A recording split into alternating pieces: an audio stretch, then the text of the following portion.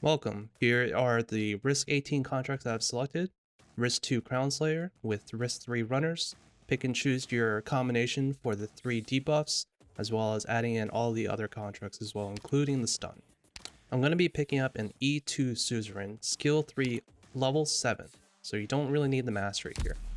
And here's the squad. We're going to be bringing in a Saria skill 3, slow, Angelina AoE, Aya Volcano, a Bagpipe skill 2 M3, and a Poor Man's Silver Daddy skill 3 level 7.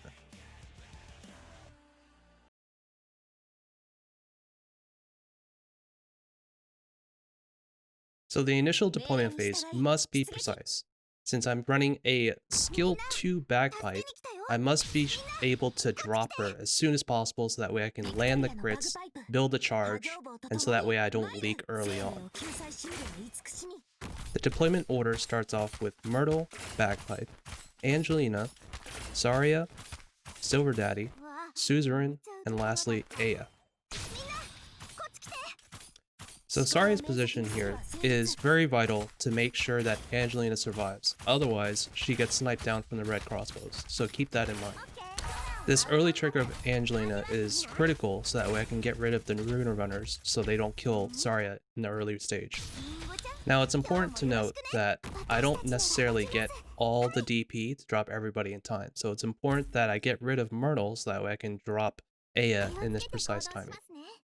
So here's all the preview of the skill range.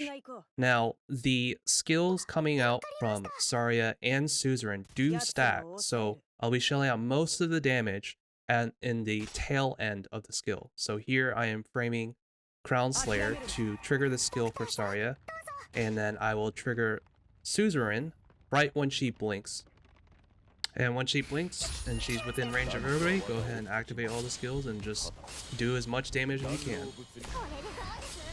Now, keep in mind, I am bringing a budget Silver Ash, so if you do have a higher mastery level skill, you'd probably kill her during this first phase. But anyways, I'll show you the whole thing, that way, in case you don't have one, you'll know what to do on the second phase.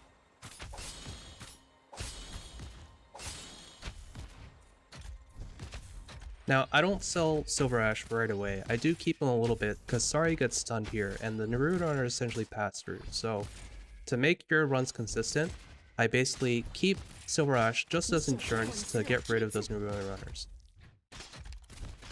I also deploy Myrtle in the bottom right just to catch any sort of leak and buy some time for Angelina in case things do get pretty close. So the first wave runners are coming in, and I will be using this frame of reference for Angelina. Basically, the second tile from the top is when I will trigger. So I delay this skill because it's not the initial wave of runners that you need to worry about. It's the second wave that is basically going to spawn right about now, and Angelina will be about halfway through her skill, so you need to be a little bit patient, take the risk, so that way you get the full effect of the skill and kill them before it ends. Now, after the second wave of the small runners is now the elite runners. This is where it's going to be important because the only ones that actually does DPS here is Angelina. So Suzuran and Saria will need to be clutch in order to make sure that it counts for Angelina to have skill ready. Now, I use the same frame of reference for Suzuran that I did for Angelina to trigger for the elite runners. So I trigger Suzuran and I actually delay Saria's skill, not because it's going to be ineffective, but because the skill needs to last as long as Angelina is casting her skill. And so if you trigger both skills at the same time, Angelina will lose the amplified damage from magical damage, and she won't get the full effect.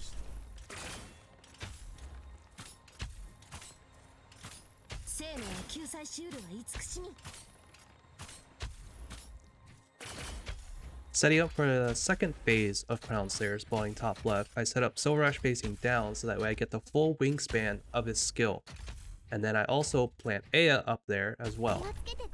Now, a batch of runners will spawn on the right side and go to your top left, so the only ones that I have ready is Silver Ash and Bagpipe to essentially take them out. But keep in mind that since I have a budget Silver Ash, I will also need to trigger the volcano from Aya, but don't worry too much because Crownslayer is about to spawn. Once you see the second fatty spawn on the right hand side, Crownslayer will appear. So both skills should be active, which you'll catch the tail end of Crownslayer coming down. And triggering Angeline's skill to take care of the fatties. And it seems like it's smooth sailing from here on out, but do keep in mind there are still runners that spawn after this part. So there are going to be small runners that spawn in the bottom left hand side, and there's going to be one elite runner that spawns on the right side.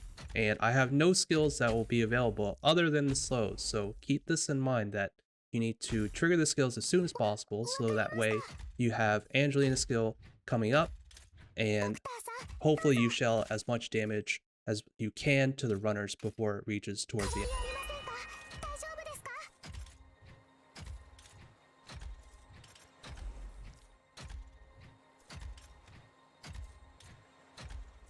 As you can see, the elite runner is basically at the tail end of Angelina's skill, so it's not going to be enough. So as a last stand, you still have the stun tower. Now keep in mind, you don't want to stun it right away. You still want it to be within range of Silver Ash and Aya, because you won't have the skill ready, you just have the normal attack. So essentially, be sure to trigger at the right time. It is a slightly delayed animation. Don't trigger it too early, don't trigger it too late, and then that's basically the finisher.